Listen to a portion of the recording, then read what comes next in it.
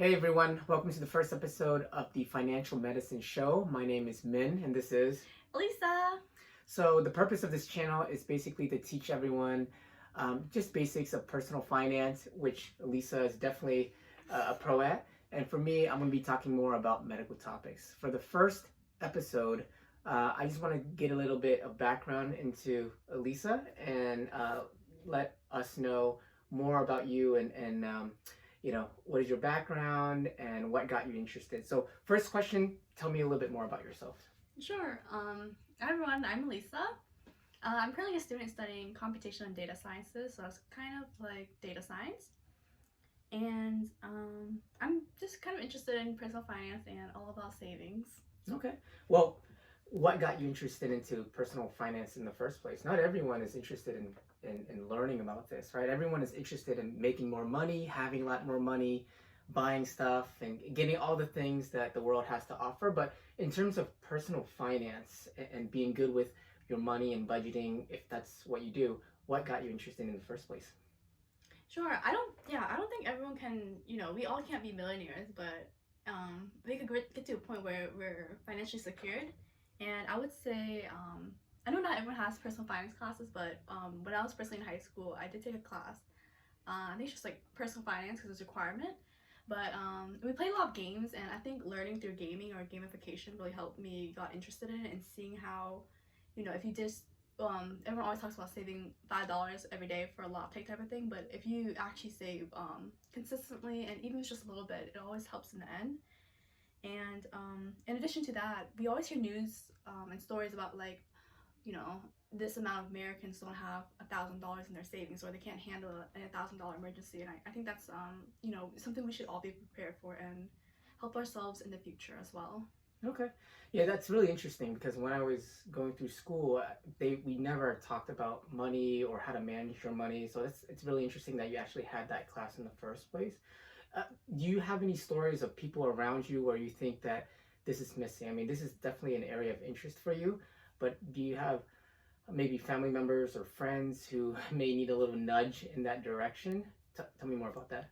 For sure. I mean, it's like taboo topic to talk about money anyways in the first place, but sometimes I do hear, and not personally like stories, but just people and things like that. Like, I had a family friend, or we had a family friend who they bought a house at like an upgrade, and they couldn't sell their old house, so they had to pay two different mortgages, and they ended up needing to declare bankruptcy. And we opened our doors for them to help them get back on their feet. But that could have been a problem avoided or somewhat mitigated maybe through a little bit of personal savings prior to buying the house or trying to sell the house in some way.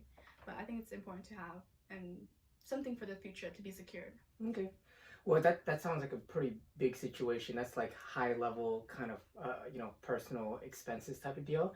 There's also other people who are college students who never had a job before. Now they're starting their own career after graduation, and you want to set them up financially well going forward. Or there's also people who may, even before they start jobs, they're already in debt because of college debt.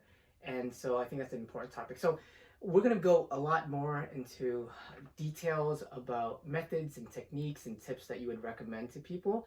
But just for this just brief introduction, what would you say is your top 3 tips for personal finance? No, it can be very basic and very general because we're going to go more into detail about that. But what would you say would be your top things?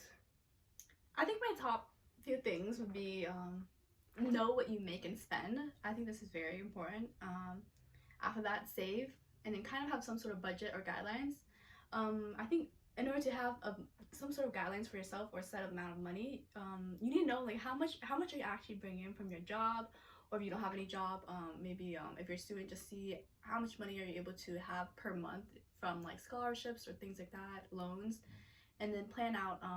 And then maybe for the first couple months or so, just track your spending, but and just see where does your money go to. Do you tend to spend a lot? I mean, on food, eating out, entertainment, watching movies. And after that, I think you can make sure to have or some sort of goal or guideline. Usually they say save about 20 to 30% of your income, and then implement that in your budget or your spending so that you can save for yourself first before spending money elsewhere, and that will really help you in the future as well. Whenever you have any emergencies, those savings and investments will be growing faster and will multiply and grow. Great. So it sounds like a big part of it is what the saying is: you can't manage what you don't measure, or you can't manage what you don't track or write down. And so by knowing where everything goes and where your money is coming in and going out and tracking what you're spending, in addition to creating a system that you can implement on a regular basis, that's a starting step in terms of what you can do what you can do going forward in terms of kind of managing your money a little bit better. Last question for this episode is, what is your goal for this channel? I mean, this is the first episode. We don't know what's going to happen, but what would you want to see out of this channel personally and also for our audience? I think my biggest thing is I would love for more people and everyone, like and especially as a college student myself, when I talk to other college students, most of them aren't familiar with what a 401k is or what things you could be doing with your money in addition to spending it. I know it's like a big chunk of money and everyone's really surprised, like, what should I do? Can I afford this apartment to rent in, or can I afford to buy a house? And I just wanted to overall educate people and teach people more things about personal finance, savings, investing, budgeting.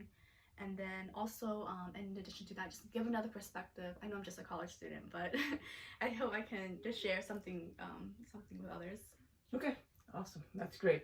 Well, that's going to be the end of our first introductory video, and then we'll see you guys in the second episode, and then we're going to talk about other things, and if you have any topics of interest that you want to talk about, we can also address that there in the comments below. All right, anything else? That's all? That's all. Okay, see you guys later. Bye-bye.